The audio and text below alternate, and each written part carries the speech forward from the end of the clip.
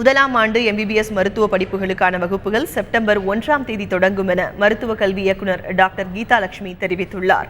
அரசு மருத்துவக் கல்லூரிகள், சுயநிதி மருத்துவக் கல்லூரிகளில் உள்ள MBBS மருத்துவ படிப்புக்கான சேர்க்கை கலந்தாய்வு கடந்த ஜூன் மாதம் நிறைவு பெற்றது.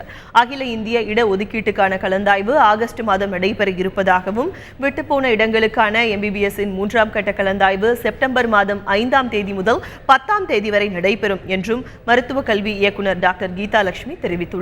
செப்டம்பர் 1ஆம் தேதி MBBS முதலாம் ஆண்டு மாணவர்களுக்கான வகுப்புகள் தொடங்கப்படும் என்றும் அவர் கூறியுள்ளார்.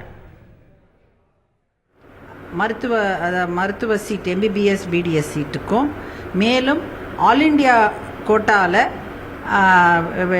சேராமல் போன சீட்டுக்கும் மற்றும் இந்த தனியார் மருத்துவக் கல்லூரியில் கடைசியாக அங்கீகாரம் பெற்றால் அவர்களுடைய சீட்டுக்கும் இந்த 3ஆம் கட்ட கலந்தாய்வு நடைபெறும். இந்த கிளாஸ் ஸ்டார்ட் பண்ணுறது செப்டம்பர் 1 ஸ்டார்ட் பண்ணுவாங்க. அனைத்து மருத்துவ கல்லூரியும் செப்டம்பர் 1 அரசு மருத்துவக் கல்லூரி செப்டம்பர் 1 ஆரம்பிக்கப்படும்.